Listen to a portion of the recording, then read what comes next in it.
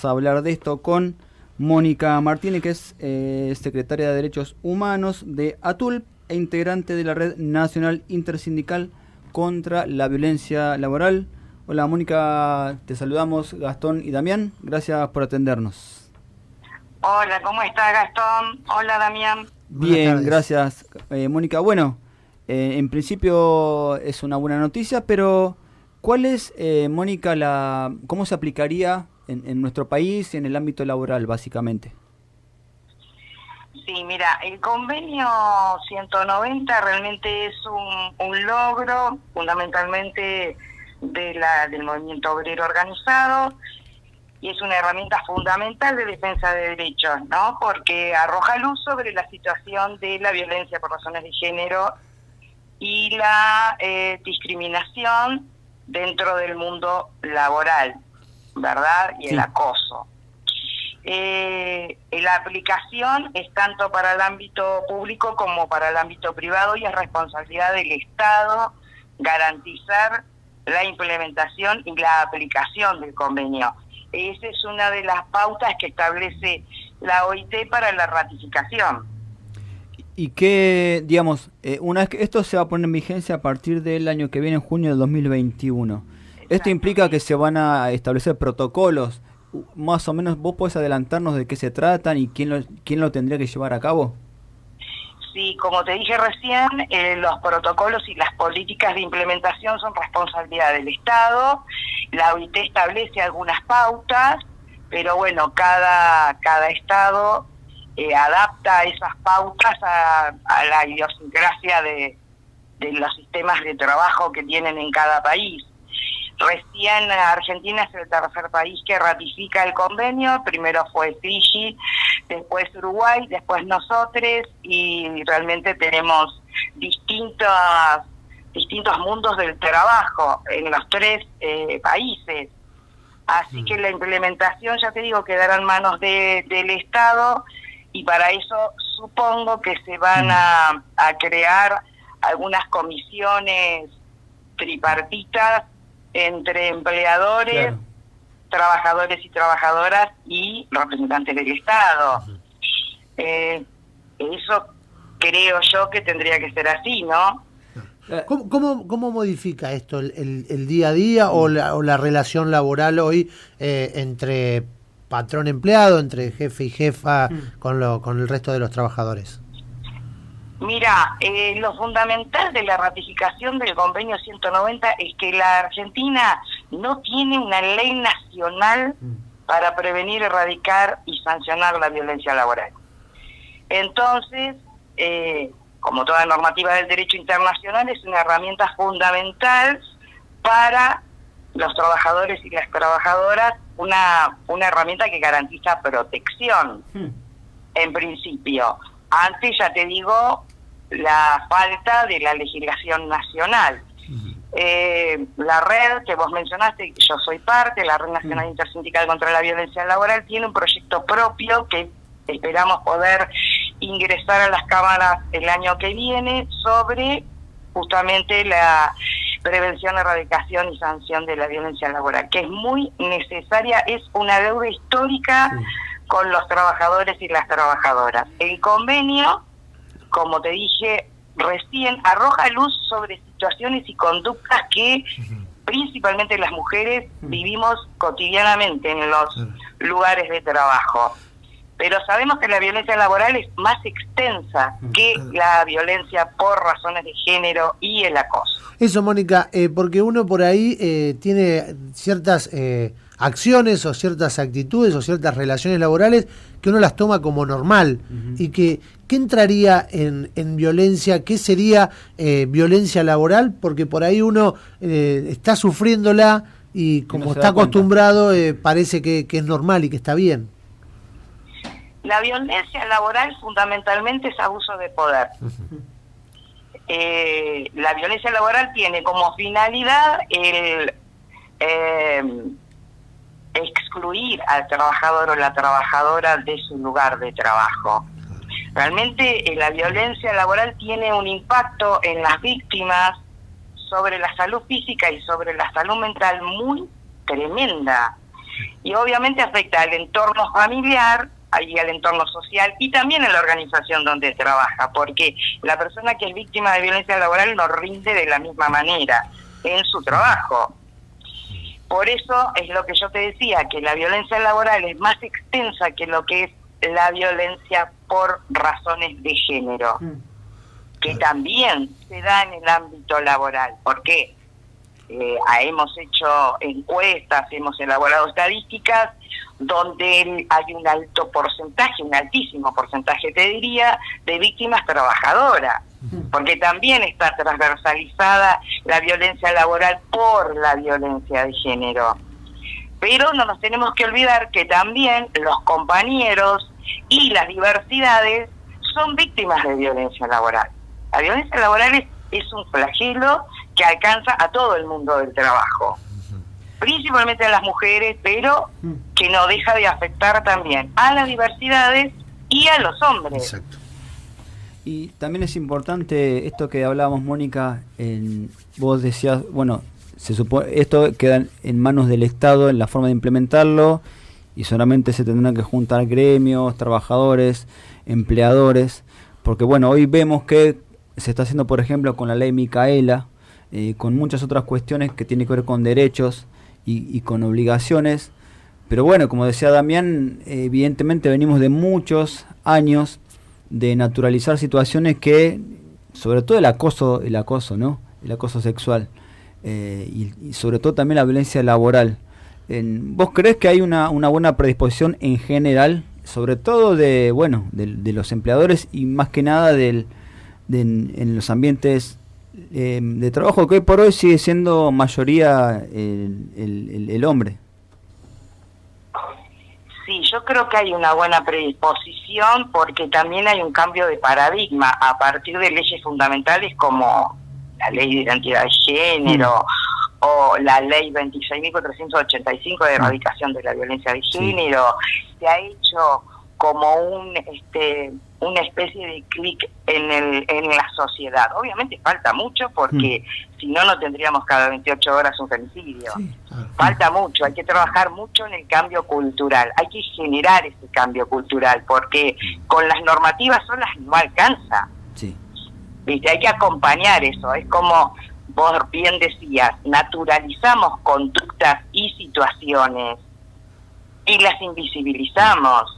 Y las tenemos tan internalizadas que no nos damos cuenta que eso es violencia. Y la humillación, la descalificación, el chiste misógino o el chiste cargado de un mensaje sexual es violencia. Lo que pasa es que realmente lo tenemos muy naturalizado. Muy naturalizado. Bueno, ese tipo de conductas hay que empezar a erradicarlas de todos lados, no solamente del mundo del trabajo, porque la cuestión es el cambio cultural. Y básicamente las mujeres y las diversidades sufrimos todo tipo de discriminaciones y actitudes sexistas y actitudes violentas, no solamente violencia física, no me estoy refiriendo solamente a eso, sino otro tipo de violencia, como lo dice bien la ley 26.485, que habla de la violencia simbólica, de la violencia mediática, obstétrica, económica, patrimonial, laboral, todo tipo de violencias. Pero, insisto con lo mismo, al estar tan naturalizadas, se le quita peso al reclamo cuando una dice estoy siendo violentada. Bueno. Es muy difícil, por eso el cambio tiene que ser cultural, además de las normativas, que son muy necesarias, pero no alcanza solamente con eso. Bueno, Mónica, sabemos que tenemos una reunión en pocos minutos, te proponemos una última pregunta, si te parece, cambiando de tema, en relación a la presentación de ayer, en boca del presidente Alberto Fernández, del proyecto para la despenalización del aborto. Sabemos que sos una ferviente militante en ese sentido. Bueno, unas palabras, una reflexión, ¿qué te parece? Mira, para mí me parece otra deuda histórica para con las mujeres y los cuerpos gestantes, porque decidir sobre nuestros cuerpos es un derecho humano, así como tener un trabajo digno sin violencia también lo es. Me parece el proyecto y tiene dos puntos que a mí me satisfacen mucho, me emocionan, te diría. Sí. Que es el artículo 5, el quinto, que establece las pautas claras para el tratamiento de alguien que se va a hacer una interrupción voluntaria del embarazo. Porque los sistemas tienden a revictimizar todo el tiempo, desde el sistema judicial hasta las mismas fuerzas de seguridad, y el sistema de salud no es una excepción, también revictimiza.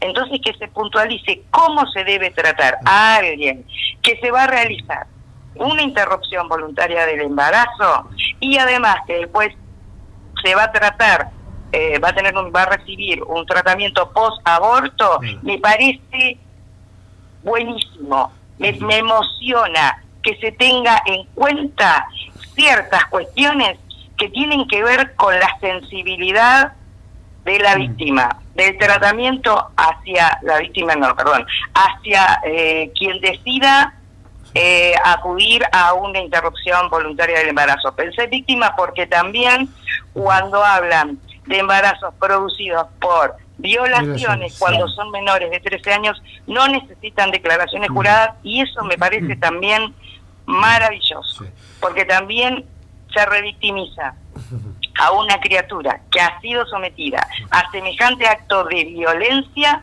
Encima el sistema la revictimiza. No, a la niñez hay que protegerla, en eso estamos todos de acuerdo. Y el artículo 12, que también habla de la importancia de la obligación que tiene el Estado de garantizar la implementación de la ley de la ESI, la ley del 1150. Eso es muy importante, porque la formación, la educación, la información es muy necesaria, pero muy necesaria. Yo la verdad que estoy muy contenta. Estoy muy contenta con el convenio 190, estoy contenta con la presentación del proyecto que regula el acceso a la interrupción voluntaria del embarazo y la atención posaborto. Estoy muy contenta con el decreto con fuerza de ley que sacó el cupo laboral trans. Me parece que se está abordando temas que tienen que ver con los derechos humanos y con temas que son deudas históricas, como te dije recién. Yo estoy muy contenta, la verdad que estoy muy contenta. Mónica, la pandemia. Sí, por supuesto. Una consultita más y te dejamos, porque fue una cuestión que estuvimos en el inicio del programa hablando sobre la interrupción voluntaria del embarazo y sobre el debate que vivimos en el 2018 y esta cuestión de un lado o del otro y con argumentos totalmente distintos y hasta a veces disparatados. ¿Qué crees que puede llegar a cambiar algo del debate que vivimos en el 2018 o va a pensar que va a ser parte de lo mismo? Mira, yo creo que las posiciones que son irreductibles no van a cambiar. Pero lo que yo hablo y discuto con personas que no están de acuerdo con la legislación del aborto es que no es que la discusión tiene que versar entre aborto sí, aborto no, porque los abortos ocurren igual. Claro. Entonces, lo que garantiza la legislación del aborto es la seguridad para las mujeres que no tienen dinero para acceder a hacerse una práctica de aborto con médicos y todas las garantías que te pueden dar, o una obra social que los cubra. Claro. Eso es, para evitar muertes innecesarias. Sí. Esa es la cuestión. Es una cuestión, a mí cuando me plantean hay que salvar las dos vidas, claro. ¿A qué dos vidas nos referimos? Si estamos hablando de alguien que tiene menos de 14 semanas de gestación, y hasta la ley, la legislación no lo toma como sujeto de derecho. Entonces, ¿cuál es la discusión? ¿Mantenemos el aborto clandestino para solventar un negocio que es millonario? Exacto. Porque sabemos que es un negocio millonario. ¿O legislamos a favor? Porque, como siempre decimos, sobrevivir a un aborto es una cuestión de clase social, y salimos a saldar a una injusticia social, porque eso es lo que viene a saldar esta legislación. Por eso es una cuestión de salud pública, es una cuestión de justicia social, pero fundamentalmente es una cuestión de dignidad, el poder decidir sobre nuestros cuerpos. Es una cuestión de derechos humanos, como yo te dije antes. La discusión va a seguir siendo igual porque creo que el discurso que es contra derechos está muy atravesado por las posiciones religiosas y eso es, como te dije recién, posiciones irreductibles. Seguiremos discutiéndolo, pero si tenemos la legislación del aborto, habremos ganado todos, todas y todes. Claro, exacto. Así es, esas palabras, y bueno, también por lo menos de mi parte suscribo, y es más, incluso en la editorial arrancábamos, Gastón con su editorial, y pasando las palabras del doctor Favaloro en el año 96 hablando de eso, de la igualdad, de los que no tienen la posibilidad de tener un dinero para realizarse un aborto seguro, mientras están tratando de llevarlo a la clandestinidad. Mónica, te agradecemos todas estas declaraciones, todos estos, un poco ponerle un poco de claridad a lo que se trata, a lo que se presenta, y que por ahí nosotros decimos, ¿qué es esto? ¿Qué significa este convenio? ¿Qué significa esta presentación? Y está bueno por parte de los protagonistas, así que te agradecemos y tienen los micrófonos abiertos para cuando quieran. Bueno, muchísimas gracias, Gastón, Damián, muchísimas gracias, un gusto. Hasta luego. Nos vemos. Era Mónica Martínez, secretaria de Derechos Humanos de ATULP e integrante de la Red Nacional Intersindical contra la Violencia Laboral. Nos habló del convenio 190 contra la violencia en el trabajo, en el ámbito laboral. Nos habló un poquito de este tema que tocamos al principio, acerca de la presentación del proyecto para la despenalización del aborto presentado por el Ejecutivo en boca del presidente Alberto Fernández.